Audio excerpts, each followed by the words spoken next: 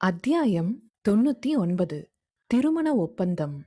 போன அத்தியாயத்துல இளஞ்செழியன் ராணி கிட்ட ஒரு உதவிய கேக்குறதையும், ராணி தன்னை திருமணம் செஞ்சுக்க சொல்லி இளஞ்செழியனை கேக்குறதையும் பார்த்தோம்.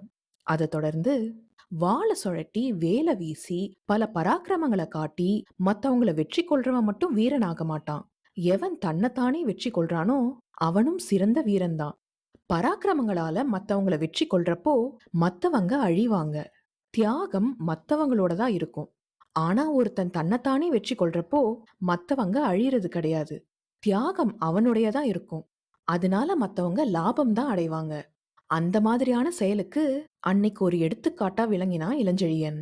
இருங்கோவேலோட அதர்ம ஆட்சியில இருந்து சோழ நாட்டுக்கு விடுதலை தர ராணி சொன்ன நிபந்தனைய கேட்டதும் இளஞ்செழியனோட இதயமே பிரளயமா மாறிச்சு. தன்னோட உணர்ச்சிகளை அடக்கிக்கிட்ட இளஞ்செழியன் ராணி பக்கத்துல இருந்து எழுந்து மஞ்சத்தை விட்டு கொஞ்சம் தூரமா விலகி போய் நின்னுகிட்டு ராணிய கவனிச்சான். அவன் ராணிய பார்த்தானே ஒழிய ராணி அவனை பார்க்கல.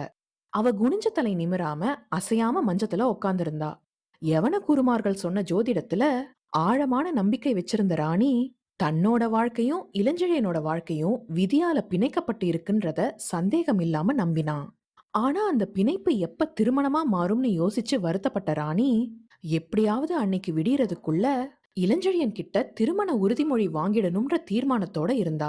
அந்த தீர்மானத்துக்கு அவ மனசுல இருந்த இன்னொரு கவலையும் காரணமா இருந்தது. பூவழகி மேல இளஞ்செழியனுக்கு இருந்த ஆழமான காதல் ராணிக்கு நல்லா புரிஞ்சிருந்தது. புகார்ல தான் கண் விழிச்ச இரவு பிரம்மானந்தரோட ஆசிரமத்துல பூவழகிய சந்திச்ச இளஞ்செழியன் பூவழகிய பார்த்த பார்வையில இருந்தே அவன் மேல எவ்ளோ அன்பு வச்சிருக்கான்றத புரிஞ்சுகிட்டா ராணி. அவ்ளோ ஆழமான அன்ப தன் பக்கமா இழுக்கிறது சுலபம் இல்லைன்றத உணர்ந்திருந்த ராணி அந்த தனி மாளிகை அறையும் அந்த இரவும் தமிழகத்தோட சூழ்நிலையும் தனக்கு கொடுத்திருக்கிற இந்த சந்தர்ப்பத்தை எக்காரணத்தை கொண்டும் இழக்க கூடாதுன்ற முடிவுக்கு வந்தா. தனக்கு மெதுவா வெற்றி கிடைக்கிறதுக்கான அறிகுறிகளும் ராணிக்கு தென்பட்டதுனால மௌனமாவே தலை குனிஞ்சுகிட்டு மஞ்சத்துல உட்கார்ந்திருந்தா ராணி.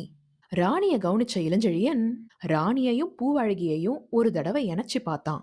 ஆனா என்னதான் ராணி அவ்வளோ அழகாவும் தனக்கு ரொம்ப பக்கத்திலையும் இருந்தாலும் இளஞ்செழியனோட இதயம் முழுக்க பூவழகியோட எண்ணங்கள் தான் நிறைஞ்சு இருந்தது. தன்னோட மனசு ராணி பக்கம் சாயாததை நினைச்சு பார்த்த இளஞ்செழியன் தமிழக பெண்கள் கண்ணெதிரில் இல்லாத காலத்திலும் அடக்கத்தில் விளையும் அவர்கள் அழகு எத்தனை பலமானதுன்னு தனக்குள்ளேயே சொல்லிக்கிட்டான். திரும்ப கொஞ்சம் தெளிவா ராணியோட நிபந்தனைய ஆராய தொடங்கினா இளஞ்செழியன். அத ஆராய ஆராய தமிழ்நாடு எவ்வளோ தூரம் ராணியோட கைகள்ல சிக்கிக்கிட்டு இருக்குன்றத தெரிஞ்சுக்கிட்டான் இளஞ்செழியன். அப்படி அது சிக்கினதுக்கு தானும் ஒரு காரணம்ன்றத புரிஞ்சுகிட்ட இளஞ்செழியன் ராணி கிட்ட ஏதோ ஒரு தர்மம் இருக்குன்றதையும் உணர்ந்தான். நினைச்சிருந்தா தான் வெளிநாட்டுல இருந்தப்பயே ராணி புகார்ல முடிசூடி யவனர்களை ஒண்ணு திரட்டி வானகரைய அழிச்சு இருங்கோவேல நிரந்தரமா சோழர் அரியணையில உட்கார வச்சிருக்கலாம்ன்றது சந்தேகம் இல்லாம புரிஞ்சது இளஞ்செழியனுக்கு. அத அவ செய்யலன்றதுல இருந்து எந்த காரணத்தாலையும் இருங்கோவேல் மாதிரியான ஒரு அயோக்கியனுக்கு அவ இடம் கொடுக்க விரும்பலன்றதையும் சந்தேகம் இல்லாம புரிஞ்சுகிட்ட இளஞ்செழியன் ராணி கிட்ட ஒரு வித அறம் இருக்குன்றத உணர்ந்தான். தலகுனிஞ்சு ஒரு அனாதைய மாதிரி மஞ்சத்துல உக்காந்திருந்த ராணிய அனுதாபமா பார்த்தான் இளஞ்செழியன். சாதாரணமா பயணம் செய்ய முடியாத தூரத்துல இருந்து வந்த ராணி சொந்த நாட்டிலேயே இருந்திருந்தா ராஜபோகத்தோட வாழ்ந்திருக்கலாமேன்னு நினைச்சான் படைத்தலைவன். அட்டூலிஸ் பந்தயங்கள்ல எத்தனை கிரேக்க ராஜகுமாரர்கள் அவளோட வெண்ணிற பாதங்கள்ல பொற்காசுகளை குவிப்பாங்க, அவளோட பூவிரல்களை தொட எப்படியெல்லாம் துடிப்பாங்கன்றத கற்பனை செஞ்சு பார்த்த படைத்தலைவன் இத்தனையையும் துறந்து அரசை நிறுவ இங்கு வந்த பின்னும் என் காதலுக்காக சகலத்தையும் துறக்க சித்தமாய் இருக்கிறாளே இவள், அப்படி என்ன அழகு நான், அத்தகைய தகுதி என்ன இருக்கிறது எனக்குன்னு தன்னைத்தானே கேட்டுக்கிட்டான். தகுதி இருந்தாலும் இல்லனாலும் தன்னை காதலிக்கிற அந்த பெண்ணுக்கு தான் ஒரு பதில சொல்லி ஆகணும்னு தீவிரமா யோசிக்க தொடங்கினா இளஞ்செழியன். மஞ்சத்துல உக்காந்தபடியே தலைய தூக்காம தன் கண்களை மட்டும் தூக்கி இளஞ்செழியனை பார்த்த ராணி அவன் ஏதோ பெரிய சங்கடத்துல இருக்கான்றத அவனோட முக பாவனையில இருந்தே புரிஞ்சுகிட்டா. கொஞ்சம் கொஞ்சமா இளஞ்செழியனோட முகம் தெளிவா மாற ஆரம்பிச்சுது. கொஞ்ச நேரத்துல ஏதோ ஒரு முடிவுக்கு வந்த இளஞ்செழியன் பெருமூச்சு விட்டுட்டு வேகமா ராணிய நோக்கி வந்து அவளோட 2 கைகளையும் தோளுக்கு கீழே பலமா பிடிச்சு அவளை செங்குத்தா தூக்கி அவளை திருமணம் செஞ்சுக்கிறதா வாக்கு கொடுத்து அவளோட தலையில அடிச்சு சத்தியம் செஞ்சான். அவனோட இந்த வேகமான செய்கையால ராணி திகைச்சு போனான். திடீர்னு ராணிய இளஞ்செழியன் தூக்கினதுனால அவளோட கொண்டை அவிழ்ந்து அவளோட நீளமான பொன்னிற குழல் பின்புறமா சாஞ்சு தரைய தொட்டுது. அண்ணாந்த இளஞ்செழியனோட முகத்தை பார்த்தா ராணி. அவனோட முகத்துல எந்தவித ஆசையும் இல்ல, கடமையும் கவலையும் தான் படர்ந்து இருந்தது. அவ்ளோ நேரம் தன்னோட கைகளை விடாம பலமா பிடிச்சுக்கிட்டு இருந்த இளஞ்செழியனை பார்த்து ஏதோ பேசணுமேன்றதுக்காக, படைத்தலைவரே சற்று விடுங்கள், கை வலிக்கிறதுன்னு சொன்னா ராணி. உடனே அவளோட கைகளை விட்ட இளஞ்செழியன், மன்னிக்க வேண்டும் ராணின்னு சொன்னான். எதற்கு மன்னிப்பது படைத்தலைவரேன்னு கேட்டா ராணி. கொஞ்சம் முரட்டுத்தனமாக கைகளை பிடித்து விட்டேன்னு வருத்தத்தோட சொன்னா இளஞ்செழியன். இதில் வருத்தப்படுவதற்கு ஏதும் இல்லையே, படைப்பின் வழி இது. ஆண்களுக்கு முரட்டுத்தனமும் பெண்களுக்கு மென்மையும்னு சொல்லி லேசா சிரிச்சா ராணி. இளஞ்செழியன் திடமா ராணிய பார்த்து, மற்ற எதிலும் தவறில்லை ராணின்னு சொன்னான். எனக்கு புரியவில்லை படைத்தலைவரேன்னு சொன்னா ராணி. என்னை மனம் செய்து கொள்ளும்படி நீ கேட்டாய் அல்லவா, அப்பொழுதுதான் என் நாட்டுக்கு உதவுவதாக கூறினாய்ன்னு சொன்னா இளஞ்செழியன். ஆம் கேட்டேன், உண்மைதான்னு சொன்னா ராணி. மனம் புரிய முடிவு செய்து கொள்ளும் இருவர் மனமுத்திரையை இடும் வழக்கம் உங்கள் நாட்டில் எப்படின்னு கேட்டா இளஞ்செழியன். அதுக்கு ராணி எந்த பதிலையும் சொல்லல. அவளோட புத்தி ரொம்ப குழம்பி இருந்தது. படைத்தலைவன் தனக்கு கொடுத்த வாக்குறுதிக்கான காரணம் ராணிக்கு புரிஞ்சாலும் அந்த வாக்குறுதியை நினைச்சு ராணிக்கு சந்தோஷமா தான் இருந்தது. இளஞ்செழியன் கடைசியா கேட்ட கேள்வியை நினைச்சு, சம்பிரதாயத்தில் என்ன இருக்கிறது? இனி இவர் என் கணவர், என் ஆயுட்காவலர் இவர். ஆம், இது கனவல்ல, உண்மைன்னு தனக்குள்ளேயே திரும்ப திரும்ப சொல்லிக்கிட்டு பூரிச்சு போனா ராணி. ஆனா ஒரு விஷயம் மட்டும் தெளிவா தெரிஞ்சது ராணிக்கு. இது அவர் எனக்கு அளிக்கும் காதல் பரிசல்ல, நாட்டுக்கு அவர் அளிக்கும் கடமை பரிசு, நாட்டு நலனுக்கு செய்யும் தியாகம், கரிகாலன் முடிசூட்டு விழாவுக்கு அவர் அளிக்கும் பாத காணிக்கை. இதை நான் ஏற்கலாமா?